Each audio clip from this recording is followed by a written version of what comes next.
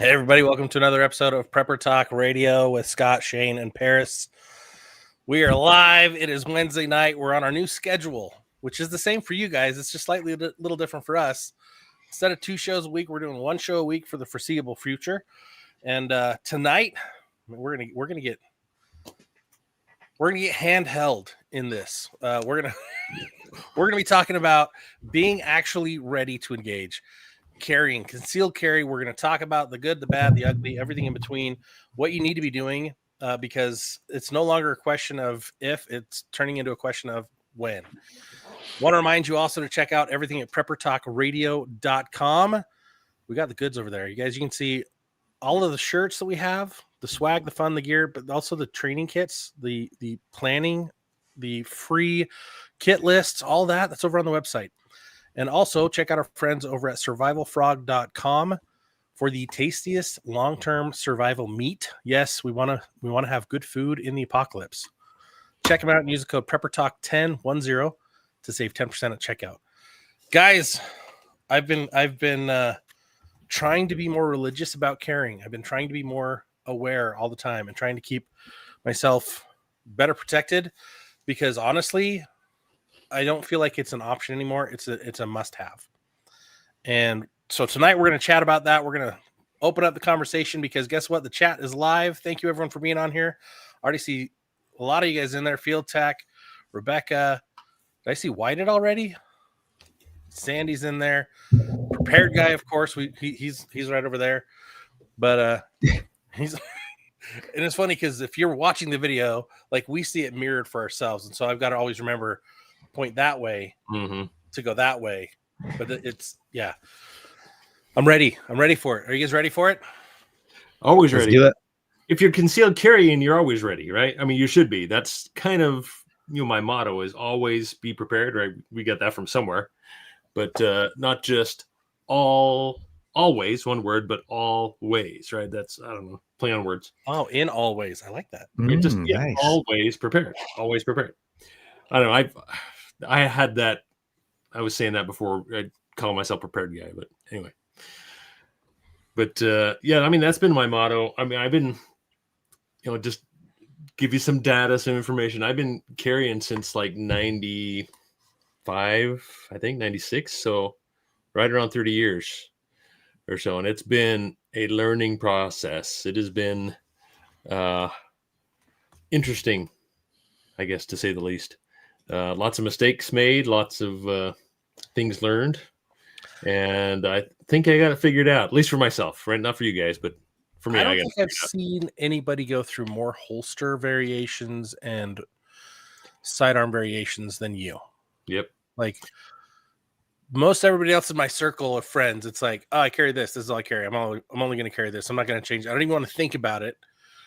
But then I hear you talk, and I'm like, there's an art to your... Like, there's like an art, but also a science to your philosophy of carry. Yeah, I think that's accurate. Although I've been doing this, has been a learning process, and that's why I've been doing, buying different handguns and holsters and such. But there are people that own and carry a lot more than I do, as in different various handguns. I really don't like to carry a lot of different handguns because it's hard to get familiar with each one of them.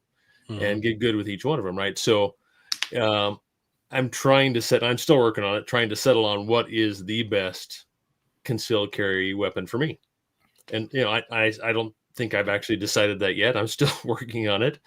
Don't know really where to go from here. So I'm about 90+% sure on what and how and where and all that stuff. So we actually got a question. Andrew, you're right. You can't find a decent holder without paying hundreds. I mean, there's some in the $60, $70, and we can talk about holsters. That's on my list. So Field Tech asked this question, Scott, why have you not carrying in the past? So I used to have a concealed carry. I stopped carrying because of a legal issue that prohibited me from being able to own a firearm, touch a firearm, or be around a firearm. It took 3 years to get that removed and expunged. And it put me out of practice. And because I had to sell off or relocate most of my lovely toys, I just couldn't. And after the boating accident, yeah. Thankfully, though, I've been able to start acquiring things again and getting back into the right mindset to carry, to get my physicality better so that I'm not. One of the things we were talking about before the show, before Paris even got on, Shane and I were talking about how the challenge I have right now, I'm printing really bad. And if you don't know what printing is, it's basically your tool showing through your outfit.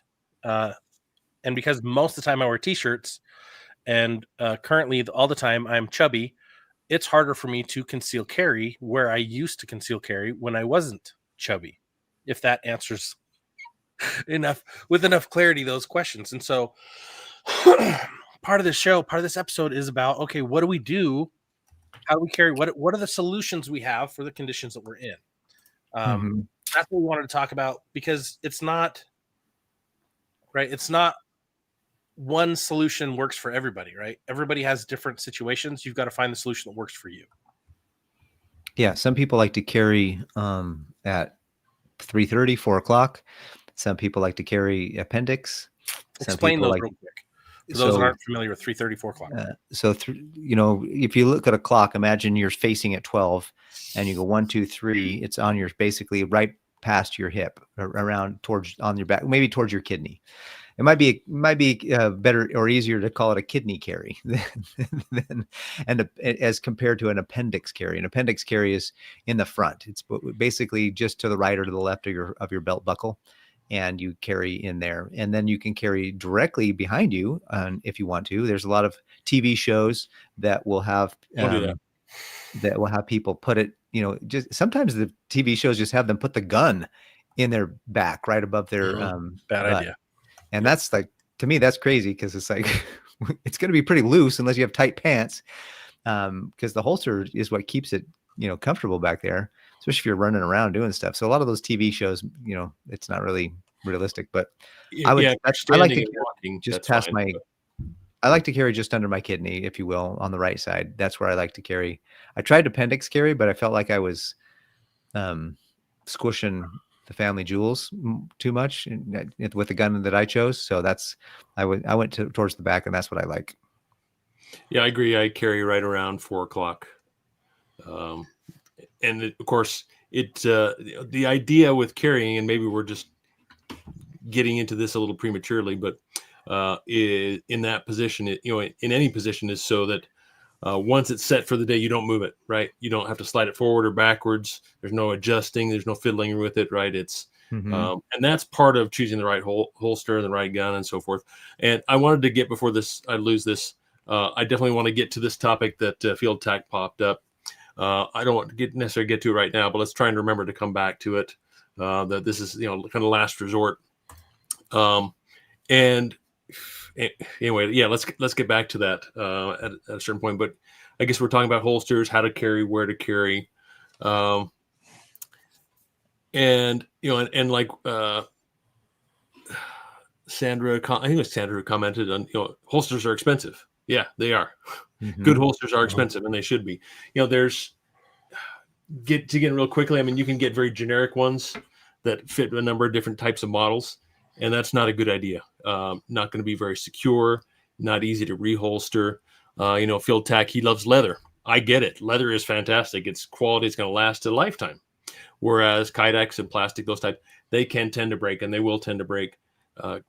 There's thicker Kydex, there's thinner Kydex that last longer, but it's hard to wear out leather. Well, one of the things I've noticed with my holster is that this, and I don't even put it through much.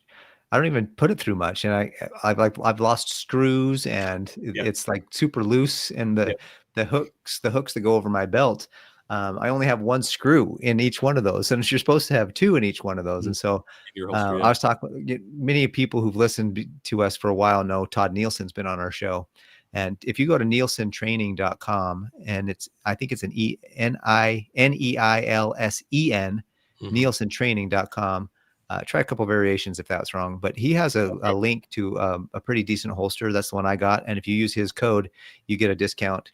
We don't have a code, but I'll refer you to somebody who has a code, because I'm all about codes and saving money. And so I saved, I don't know, I bought like a 70, I think it was $70, $80, and I got 25% off. So it ended up being like $60 for the holster that I got. And what's cool is, for me anyways, and if you're not close to where Todd is or no Todd, then it's not as good a deal. But for me, Todd actually has a lot of the parts for these holsters, and I can just go over there and have him fix it for me. So that's what I'm looking forward to. Yeah. And you know, certain manufacturers, certain makers don't make a holster for every single gun out there, right? Mhm.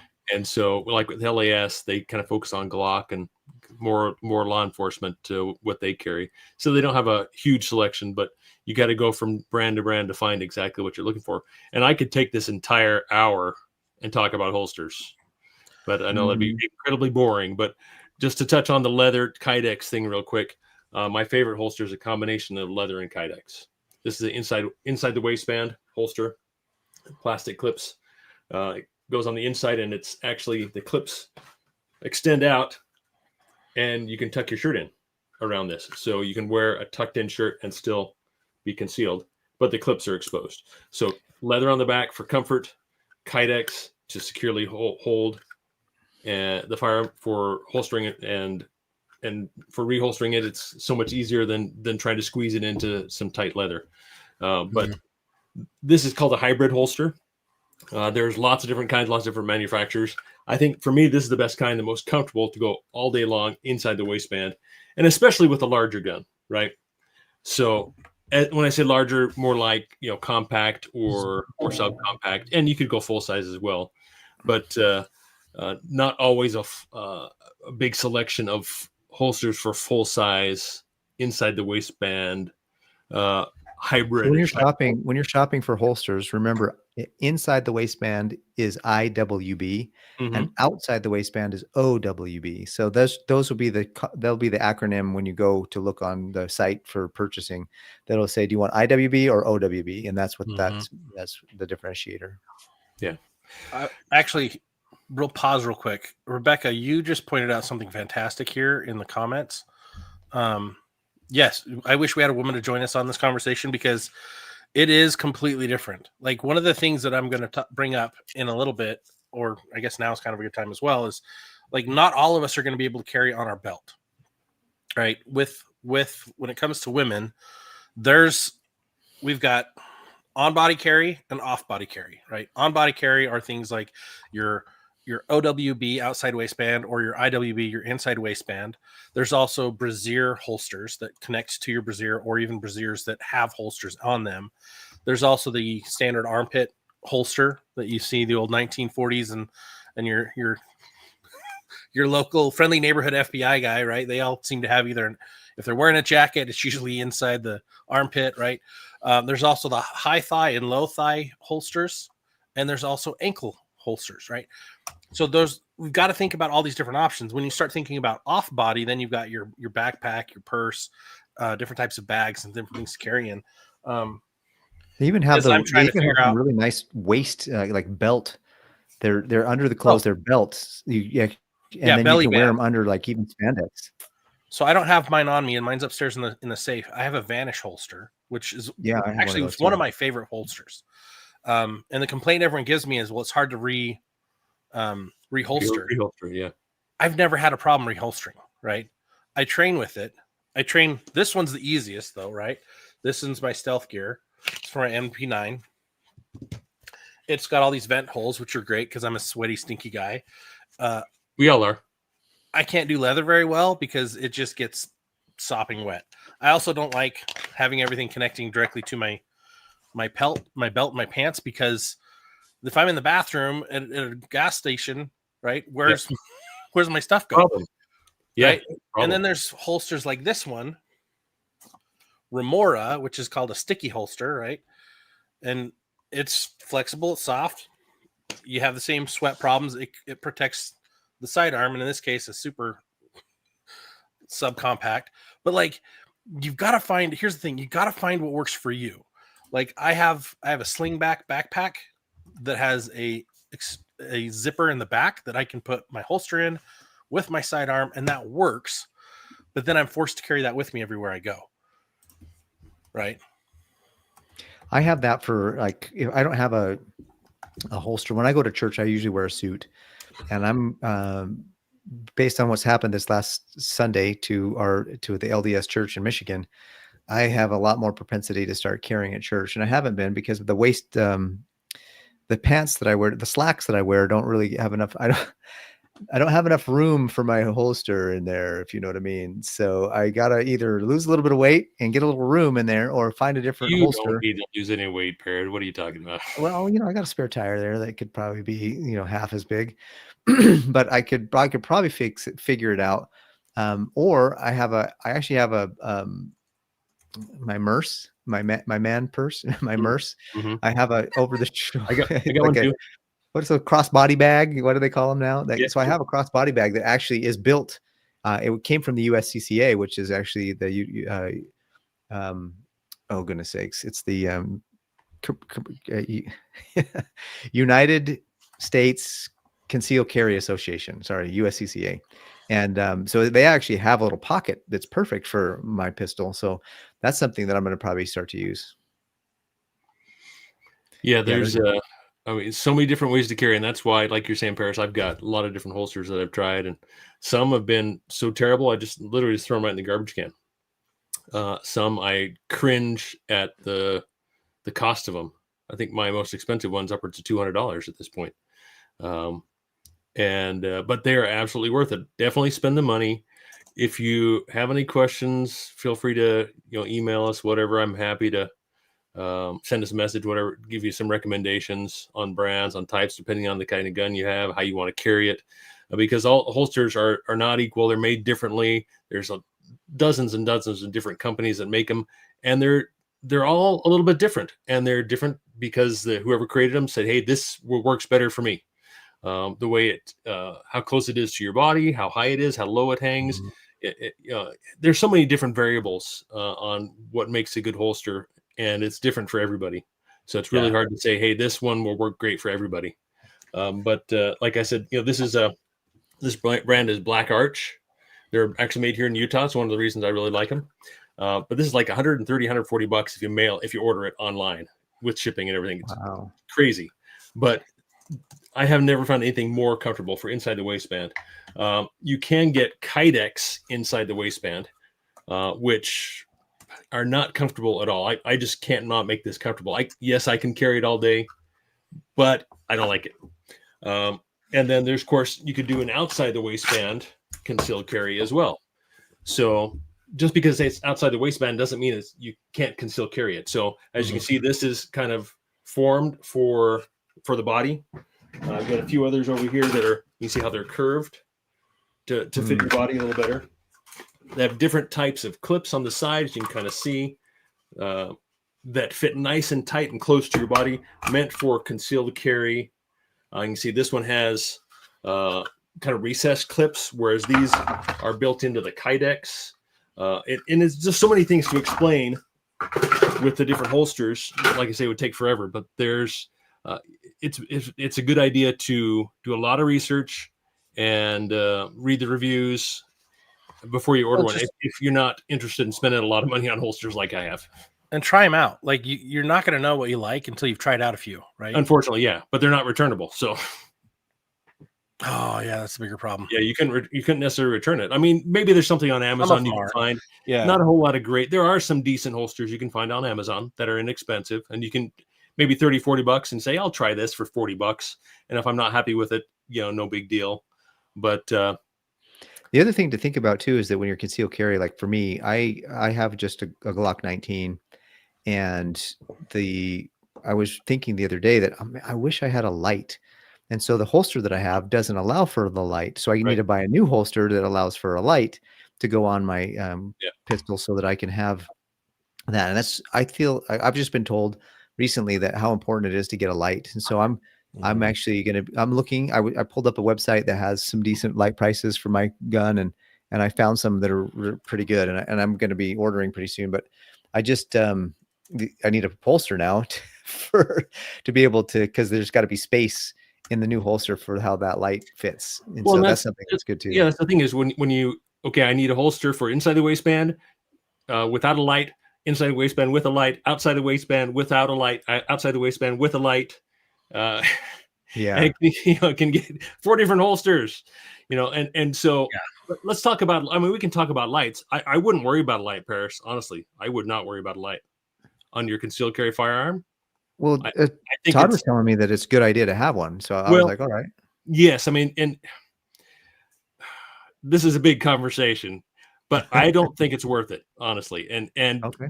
Todd being law enforcement, absolutely, he goes into dark places. I don't go near dark places. I mean, I'm not out at night any kind of regularity. I carry another light with me. It's more than adequate. That additional bulk inside your waistband, you will notice it. The weight and the bulk could be uncomfortable. You got to absolutely have the right holster to make it comfortable, and you're just not going to use it as often as you think, because you can't use it just to use it as a light, right? Because you can't pull your gun out and shine your light around because you need to use your light, right? Yeah, Carry one in your, this is my opinion, of course, right? Carry one in your That's pocket. a logistical issue, right? Well, it's about breaking the law type of issue too. Because now you're brandishing. Yeah. Well, you're brandishing, which in Utah is acceptable if it's for defense purpose, right? If you're threatened, you can brandish, and as a kind of a warning, right? But depends on the situation. That, and again, that's a whole nother topic we could talk about for a while. I also want to reiterate how I think it is important what Shane shared and Scott shared about holsters. It's definitely important. I also just want to reiterate for those of you who might feel overwhelmed with how do I pick one? Just pick one. Just pick one to start. If you like it, you'll keep it for a little while. If you don't like it, you'll know, and you can do that, and you can move to the next one. At the end of the day, get something. Something's better than nothing, and don't get paralysis of analysis. Just get something. Because I just asked Todd, and at the time I said, hey, what do you think? He's like, I have a discount code for this company. Try it and see how you like it. And I bought a couple other ones. I bought the Vanish one. I bought a couple other ones that I thought were cool. But the one that I carry is the one that originally that I bought from that I got the discount code from Todd. And the only problem is that it's fallen apart. So I need to fix that. But other than that, it's held up for me. And so I don't, so yeah, you can get into it and you can do, and that's fine to do that. But if you're also overwhelmed with what should I just do, just get something and go, because you got to have something to start. Like my buddy just bought a gun for the first time in his life. He calls me up. He's driving home from the store. He's like, Bears, I got a gun. I'm like, what'd you get? He told me he got a P365 and 6 hour. So I was like pretty excited for him. And I was like, all right, now you got to pick a holster. He's like, oh no, I got to pick a holster. I'm like, yeah, you got to pick a holster. Otherwise, how are you going to carry it? He's like, oh, that's a good point. So anyways, it's just fun to be able to think about those kinds of things and helping people, especially today in our world today, where we're seeing a lot more of this violence. And it's not just, unfortunately, it's not staying verbal. It's actually getting kinetic. And like Scott said at the beginning of the show, it's not a matter necessarily of if, it's a matter of when. Yeah, I think one of the reasons why we want to talk about this was the why. We have to. So why should I carry every day? And I think for everybody on here, that's pretty obvious. We know why we should be carrying, and most people who are going to watch this afterwards. But to my brothers, my neighbors, my friends who I know for a fact don't carry, and with all the events of this last week, last month, I mean, the recent days and all the warnings we've seen from the FBI and this other Department of Defense or whatever, about Al Qaeda. Now the War Department, though. Yeah, War Department, whatever. But there's more and more reasons why, and it's really hard. It's really impossible to say, hey, you know what, you should be carrying. If they don't decide for themselves, if you don't decide for yourself, it's just not going to happen. There's no nothing behind it, right? There's no you don't, if you don't see it, if you're not looking, you don't see it, you're not going to see a reason. And maybe you're scared. Maybe it's about ignorance too, because there's a lot of that's really important. If you don't feel confident, you probably shouldn't be carrying, right? Mm-hmm. Or you can carry, and if you have set your mind on circumstances when, okay, if I'm in my car and I get, then I can draw my weapon and so forth. But if I'm out in public and there's a lot of people around, I have no idea what I'm doing. Yeah, just get out, right? And like Bill Tech was saying, it's kind of the last line of defense. It's your last option. There's plenty of other options, or there's a few other options that, including learning martial arts and self defense and being able to defend yourself that way, but also pepper spray and tasers and I want to say those stupid Berna guns, pepper ball guns. I think that gives a false sense of security. Maybe has a use in a very narrow need, but the why is the most important part, I think, and I feel an obligation for first of all, defend my family, not necessarily myself. Mm-hmm. I can take care of myself, right? My legs work, I can run, I can do whatever. I can throw a punch if I have to, but when it comes to taking care of others, I can't necessarily do it well without a firearm. The other thing I was going to say is that if you're going to definitely you want to get purchase a firearm, get the firearm that fits your hand well. Practice several of them. Go to the range, go through a few different styles, see what fits well and what feels good, and then get that. And then once you have that opportunity, it's one thing to go to the range and shoot and get comfortable shooting. That's definitely highly recommended. However, if you can find a trainer that's doing or running what you call scenarios, and if you can run scenarios, you're going to actually be a lot better trained. One of the things that I took a pistol course with Todd, and one of the things I didn't even think about, but he taught us in that course was when you're looking at an assailant or you're looking to take somebody out, you got to don't get tunnel vision, because if you miss, you're responsible for wherever that bullet lands. And if that bullet lands, if you're off by 3 feet or something because you're a little nervous or you pull too hard one way or the other, and it hits somebody that's standing right behind the guy you're trying to hit, you're in big trouble. And so it's important to make sure that you're looking beyond the target in case those bullets go a little stray, or even if they go straight through, you might have to realize that somebody behind them or to the side of them might get a little collateral damage, and you don't want to have any of that. So the more you train, the better you're able to take those shots at the right time, and even discipline yourself not to take the shot when you have a clear shot if there's somebody behind or nearby that you might take out. So I mean, some of these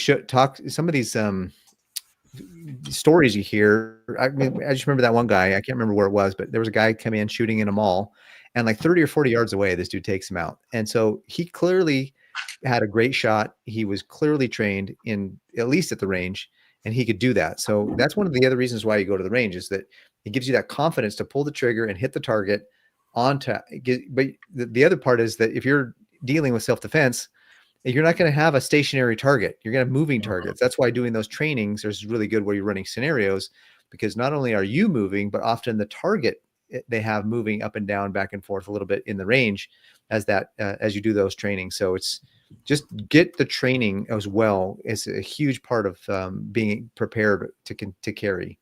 And some states, have different laws about carrying. So make sure that you follow the laws about how to get your concealed carry.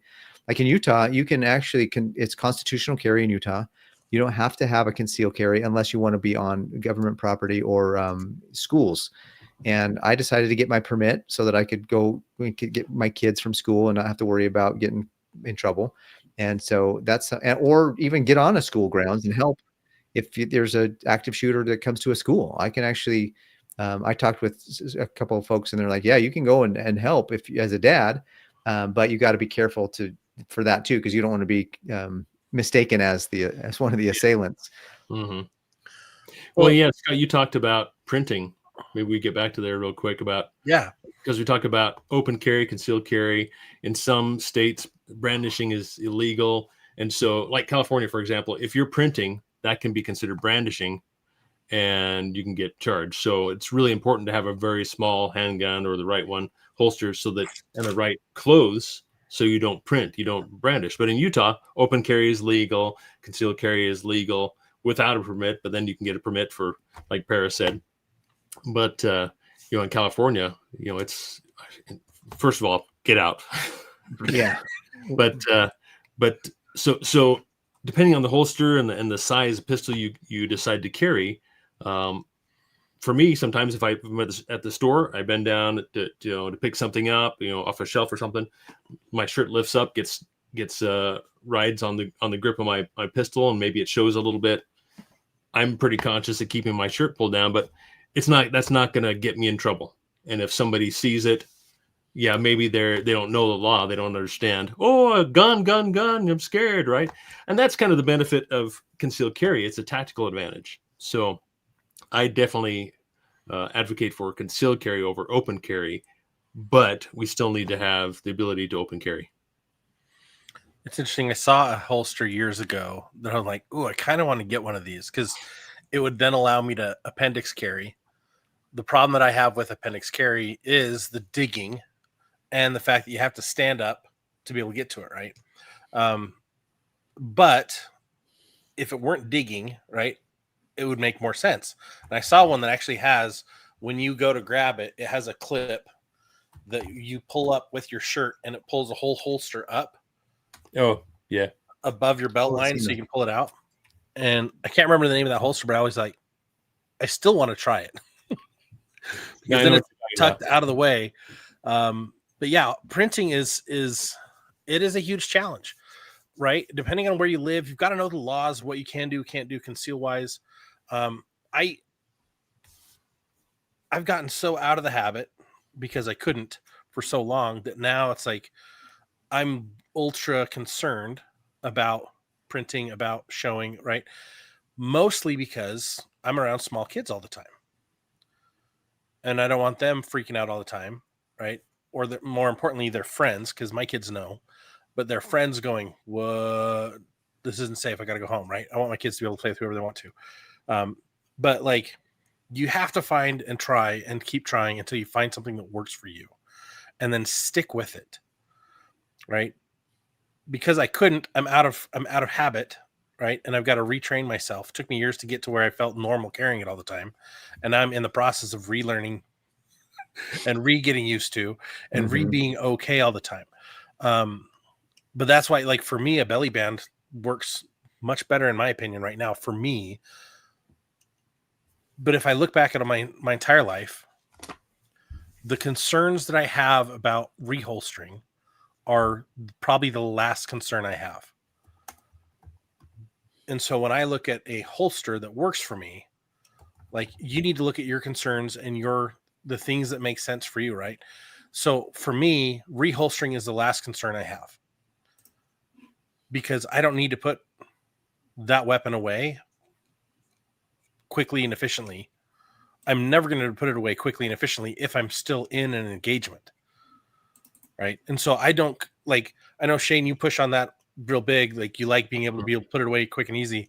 Like, I'd rather just keep it out and make sure everything's safe and take my sweet time. But yeah, if I can't quick draw, if I can't pull it out quickly, that's a huge problem. Well, I just posted a link here to, there's one brand called Filster. They have that kind of belly band, as you say, but combine it with a Kydex holster as well. So your weight's not riding on your pants. Like you're saying, you go into the bathroom in Shields, right? Yeah. And I've got a spare mag. I got my Swiss tool. I've got everything on my belt. And it's difficult to manage because you don't want to take it off. You take it off, you might leave it. It's not a good idea. It's got to stay on you all the time. And I just have to manage with it, right? It's inconvenient, but I manage. When I first started carrying, I had a Remora sticky holster, not this same one.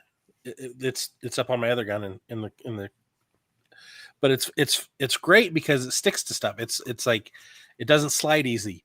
But when if you have to go to the bathroom, guess where you're putting your gun? In your underwear or in your pocket. Like, it's awkward. Yeah. Right? Or on the ground, which is not good. Say that again.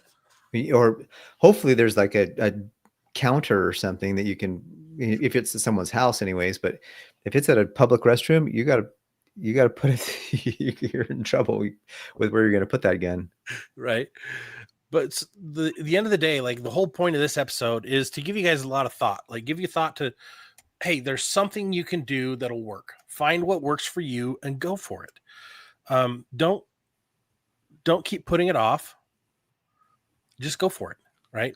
Get used to it. It's just like when you're trying to get in shape, you gotta start walking, you gotta start moving, you gotta get used to the motion and work up to it. Otherwise, you're gonna quit. Same thing with concealed carry. Find something, try it, test it, see how long you can make that work, practice it. That's one of the biggest things that I've been so grateful for Shane for, is he's like, don't just carry, practice what you're doing while you're carrying, right?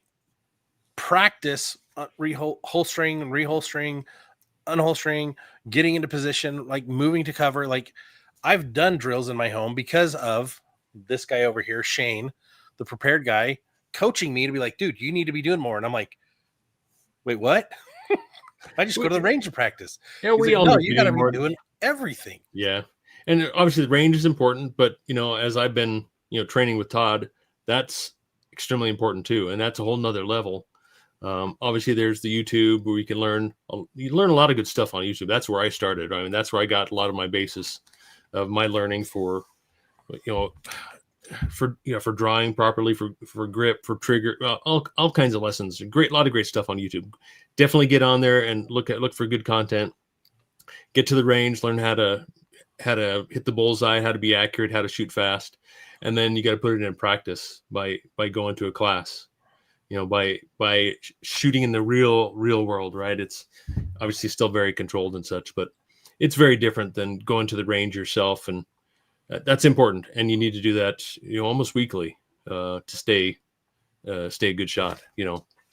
I think another very important thing to remember, and one of the reasons why I like Todd's training is and whoever you choose to be your trainer, make sure that they also teach you how to speak to the police afterwards. Now, if you have a USCCA or whatever you have to help, because you need insurance, you need lawyers, you need if you're going to conceal carry, you got to have, you really need to consider a legal team that you have access to, because even if you are completely, you do exactly what you're supposed to do and it's completely self-defense, there's going to be some potential legal battles that can ensue. So you need to have some coverage there. But one of the other things too is how to talk to the police properly, because you don't want to incriminate yourself. And so one of the things that I love about Todd's training is he teaches you exactly, after you're done shooting the target at even on his courses that he takes you through, and you're walking this way and walking left, and you're just shooting down range, and the thing flips, and is it the right guy to shoot or is it the wrong guy to shoot? The next thing flips. You're like, oh crap, is that the bad guy or is that the person I'm not supposed to shoot because they jumped out of the whatever bushes? And so it's important to say, okay, when the police officers come, you have to articulate, why did you shoot this person, and how many bullets did you use, and why, and what was the threat level, and what was your reasoning? And so you got to have some mentality around it too, to articulate why you did what you did. And one of the things that I haven't experienced yet in terms of shooting is the adrenaline dump after something like that. Now, I have had adrenaline dumps in my life, so I kind of I know what that feels like. But at the same time, it's different when if you just took someone's life because you had to defend yourself. That's a different. You don't come back from that the same. Let's just put it that way. And so you need to have some. Not only do you need to have some training on what to say in the moment to get yourself articulated properly, but you might even need to have some therapy afterwards and have just recognize that that's a reality for potentially dealing with taking someone's life. I mean, even in self-defense, even if it's completely legit and that person was going to kill you, it was kill or be killed, and you took care of you got yourself protected and took them out, it's still going to have a toll on your life going forward that you're going to have to remember and just work through. So what's your opinion on optics on concealed carry handguns? I know, Paris, you don't have one right now on your Glock. No, I feel like it to me on the range, it's fun because you can kind of really zero in. You have the time to really look through the optic. You can kind of see what's going on. But frankly, if you're in a situation where it's grab and go, like you're point and shoot. You know what I mean? I don't think I have time to green dot somebody unless they're shooting somewhere else and I can actually take time to aim and really zero it in. But Yeah. even then, I think if you're practiced with iron sights, you're going to be fine. I think. Yep. Yeah, I tend to agree. It's going to be, especially when you're close. Most events happen within 3 to 5 yards, and so you're basically at that point you're point shooting. And so it comes down to your training. Just you're not going to have time to bring your front sight up and put it on target and then pull the trigger. You're just going to pull the trigger. You're going to point Yeah. and aim, point and shoot. And that's one thing I've been continued to debate, for myself is. I do love iron sights. That's the way I learned. That I carried that for years, and now I have a Glock with a Kowa optic on it, and I am really see the benefits to going with an optic, especially with my eyes. I'm older, I don't have great. I'm nearsighted, and so getting if I have to shoot something more accurately, right? If I have to have the opportunity to take the time to be accurate, then I want that red dot. I want that that holographic sight. It really is quite the advantage for accuracy. So I'm more leaning that way. However, I think it's important to learn both. And I think if you start with steel, you're probably better off if you just start with an optic, right? If you're just learning with an optic, I think you're better off learning steel first. And that can be debatable as well, but and it can be harder to then learn an optic after you've learned steel sights, and maybe vice versa as well. But I'm tending to lean toward optics. It really is the way of the future, and they're getting smaller and better and more reliable and such. So I put one on my AR, but that's not for concealed carry. If you can conceal carry that, that's impressive. Right. Hold on a minute. It does add bulk. It down adds my pant bulk. leg. Like Joseph says, it adds bulk. It adds weight. Especially if you're going like if you need to go as light and small as possible and go with a micro 9, putting a really small optic on that, it adds a little bulk, a little weight, but it's also a very small window and it takes more time in my experience to get your eyes on that red dot after you're drawing it and presenting it than it is just for point shooting. It's not as instinctive without a good amount of practice. But then just to have that option on there, I still think having a red dot is going to be a benefit. But it's an additional cost. It's additional bulk. You got to have the right holster that accepts an optic on it. There's more considerations, definitely. Yeah, that's interesting that you're leaning more towards that. Yeah, I've been part of the problem why I have, obviously one of the reasons why I don't have an optic on my Glock is because the slide that I purchased doesn't allow for it, and in order to get it to machine it, they'd have to take it and machine it 2 weeks, mail it off and get it back, and I'm like, I don't want to be 2 weeks without it, and so I'm just going to stick to what I've got and go from there. And if I do want an optic, I'll just buy a whole new gun that allows for it. At some Can you point just buy a new slide? I asked about that. Or you can send your slide off to have it milled to accept an optic. That's probably less than buying a new slide. But pretty much every, if you're buying a new gun, pretty much every handgun out there has an option for a red dot, right? An MOS system, modular optic system on it. So you can use it or not use it. You don't have to, but as long as you get one that has it on there, you can try it. If you don't like it, take it off. And I've done that a bunch of times too. Like, yes, no, yes, no, yes, especially on the smaller pistols, the subcompact or micro pistols, whether I want an optic on that, I'm still a little bit up in the air on that. So to answer Sandra's question real quick, you can pretty much put an optic on any gun. However, it has to have, like my slide on my gun doesn't have a place for the optic to rest, and it has to be milled. There's like a little, they mill out a space for the optic to fit into. And my slide doesn't have that space. And so for some reason when they built my Glock, that was the slide that I got when I bought it. So you can go on any gun, but you have to have the right, you have to have it milled for it if it doesn't come already milled for it. And there are a bunch of different types of optics, and guns are cut differently and have different thread, not just thread patterns, but how the screws go into the slide. And so you'll need adapter plates depending on the gun, and more new guns are cutting their slides so that they match particular optics. So you don't need an adapter plate. So that's something that's consideration as well. Additional costs for an adapter plate, they can be, $50 to $100+ for an adapter plate, depending on the optic you want. But choosing a good optic is important as well. Choosing a holster is a good holster is far more important. But and there are a lot of good optics out there as well. But that's another thing I've been toying around with. All the different types of optics, and we could get into that too. But we're running along on time too. But we've still got time. I know it could go on and on and on, but we've still got time. Like I keep mine simple, mostly because I just don't want to spend the extra money. So I train just off my iron sights, right? All my iron sights are night sight ready. So they've got the little, I forget what it's called, little glowing dot. Yeah, the glow or the tritium. Tritium. Yeah, that's what I want to get is tritium, but I just have regular glowing night sights, right? Works fine. The thing is I've never had to use them in a stressful situation, but I've trained with them, and in the training, it's worked.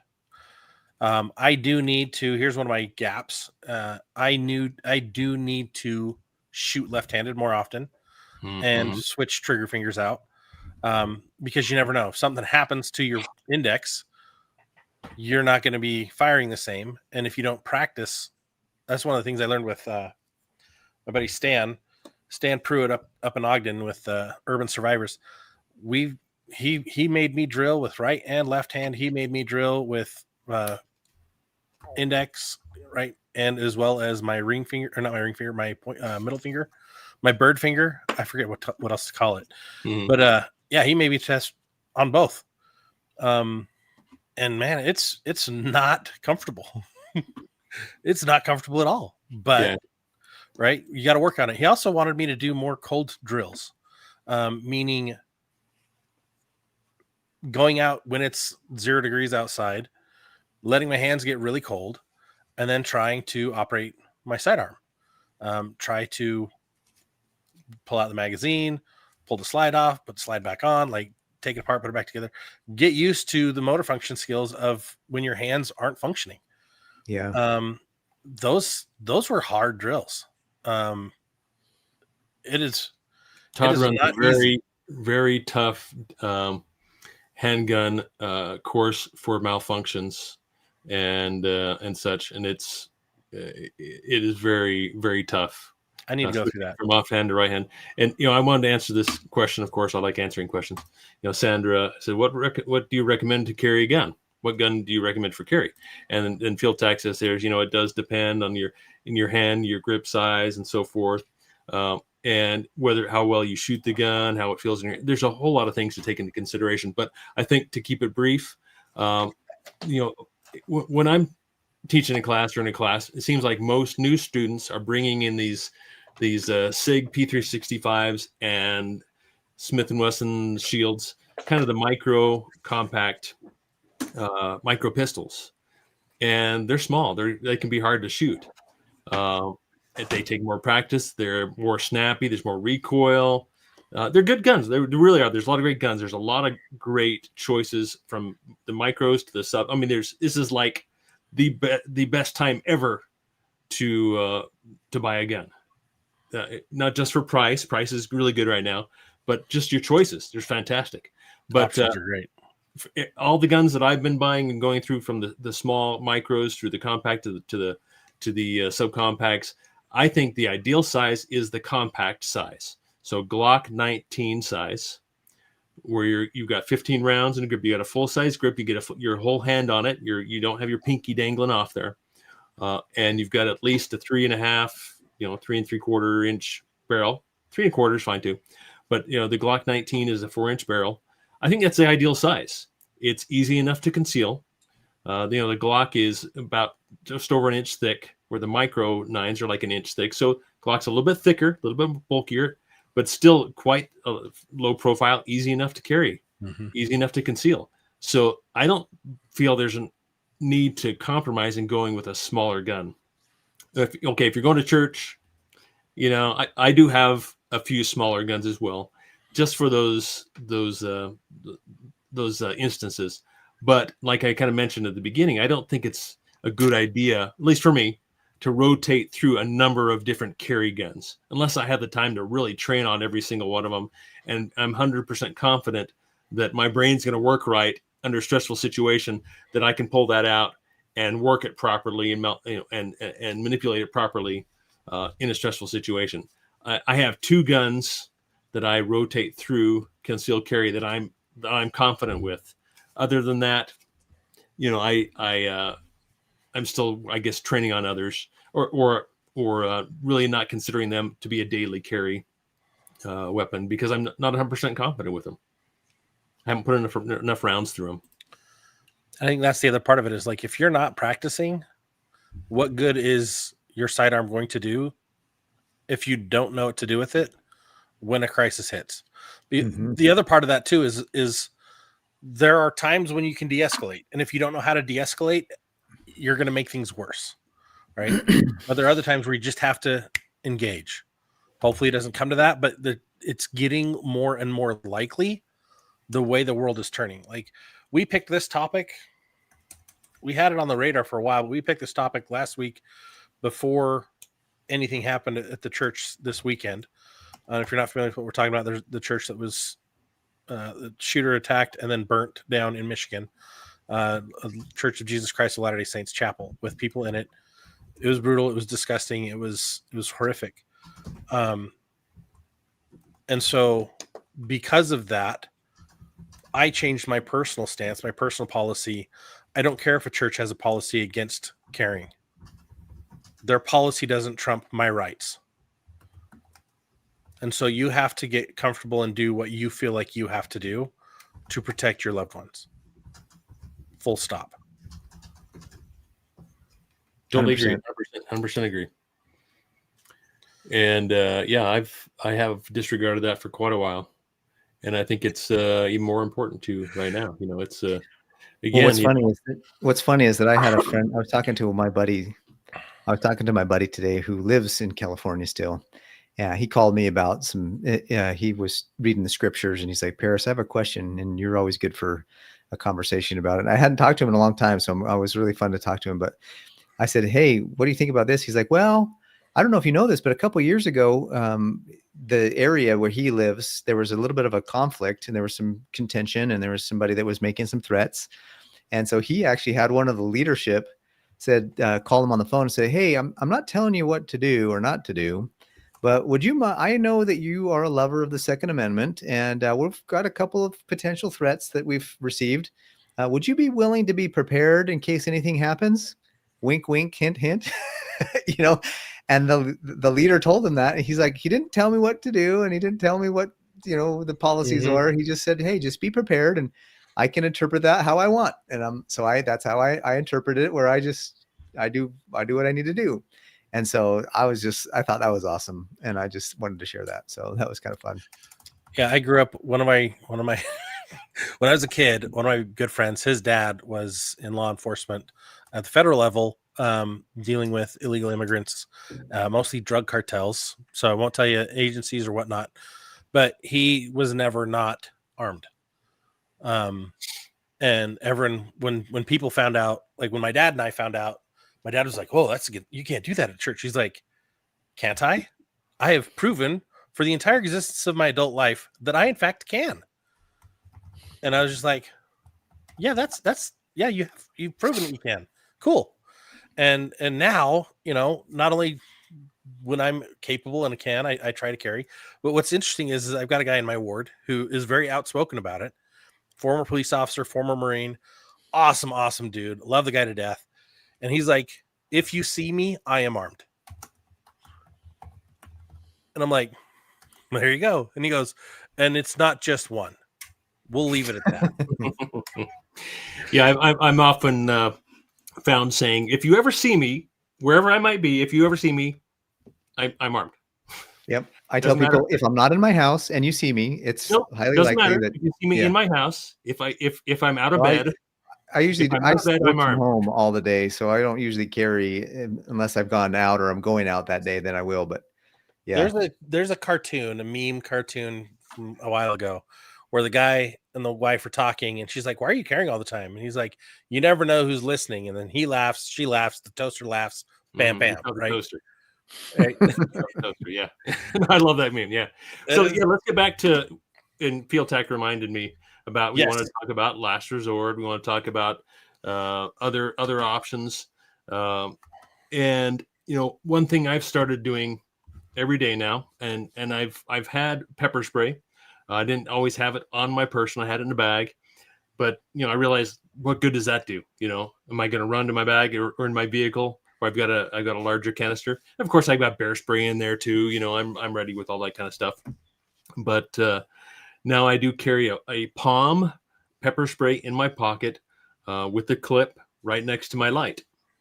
And that, of course, the first, you're going to have to determine what is your first line of defense for yourself, what you're good at, what kind of choices you're going to make before an event happens. And of course, the first thing is usually, if I'm by myself, if I'm with my family, we're going the other way, right?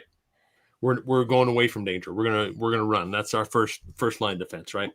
Of course, we can talk about de-escalation, which doesn't seem to be a lot of good.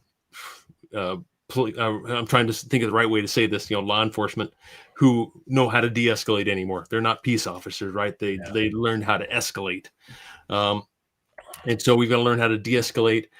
Use non-lethal, I guess. Again, it depends on the situation, right? I was talking to an individual yesterday, and he was out hunting, and he says, "I've been around bears all the time, and typically they'll take a look and run the other way." One bear just this last week ran straight at him, 25 yards away, didn't hesitate, ran straight at him. And he didn't have time to reach for his pepper spray, his bear spray, which he carries with him. He pulled out his 10 millimeter and dropped it. And that was his only option. And he feels that was the only thing. If I would have pulled out the pepper spray, he would have just knocked me right down. And so it definitely takes some role play. It takes some thinking. Okay, I'm in this situation. There's a lot of people here. Here, my first exit is over here. I've got another exit over here. I'm sitting with my back to the table. If something were to happen, what am I going to do? Am I going to pull a pepper spray and try and de-escalate rather than take someone's life? Or do you carry another weapon like a baton, something like that, or a knife? Are you good with knives? Do you know how to fight with a knife? Those types of things. So that's something I think we all need to consider. Okay, what am I going to do first? First, we're going to go out that door, right? We get the family out that door. Second, if it's too close, I don't have enough time, maybe the pepper spray is the right choice. Well, I just remember Patrick Odell, he's an incredible martial artist. You do not want to meet him. His fists should be registered as lethal weapons, but he says that your fists, first it's your words will lead you to your fists leads you to your knife leads you to your pistol leads you to your rifle. Like, that's kind of the idea of how things should go in terms of escalation. And I agree. If you can talk somebody down off the cliff, that's the first thing. If you can do a blunt bludgeoning, Field Tech talks about having a monkey ball and a metal pen. Those are great. And even a pocket knife, everyday carry pocket knife can be menacing enough for the right person. Say, hey, look, I got a knife here and I know how to use it. I usually open up the letters with it, but I can open you up if I have to, and some people will shy away from that. But if you, like, that bear sounds like he was on a mission. If all of a sudden you're sitting in church and somebody drives a truck through the wall and they open up and they pull out a gun, there's no de-escalating. There's no pepper spray in that. There's no pepper spray. You go straight don't bring a gun to a knife fight, because you'll be in trouble with the police if you're like, hey, this guy had a knife fight. You can still do it, but I'm just saying, be careful. But don't bring a gun to a fist fight, because that's really going to be non-lethal a situation. So you just got to be careful. If what's the threat? Is the threat somebody who's just cussing you out? Then don't pull out your gun.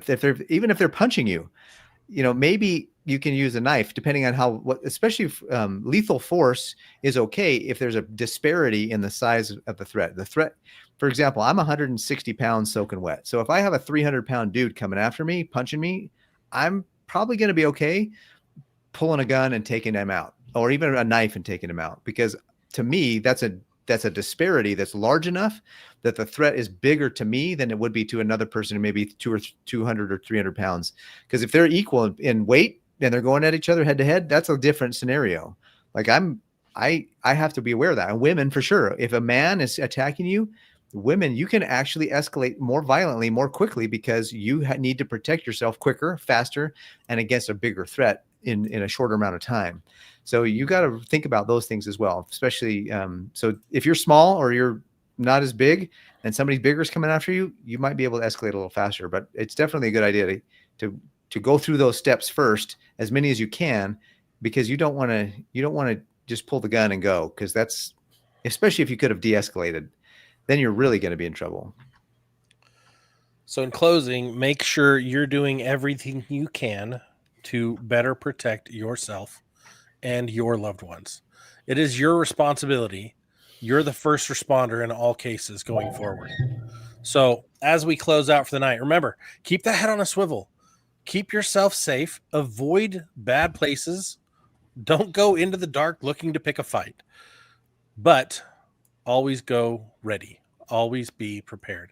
You've been listening to Prepper Talk Radio. This is our weekly live every Wednesday, 6 p.m. Mountain.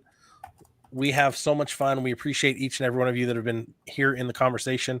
And don't forget to check out our friends over at preppertalkradio.com. If you click on the tab that says Good Life, you can see some amazing nutritional supplements we all take. A couple of my favorites, just to put them up on screen. I love the Creatine HMB. I love the Super Reds. They are wholesale for members. So you guys can check it out. We even have a cool side hustle you can check out on that page as well. But guys, make sure you give us a follow, give us a like, share this out, and help get your neighbors prepared, because that's one more line of defense, unless they aren't. Have a great night, and we'll catch you guys on the next episode. Take care, guys. See ya.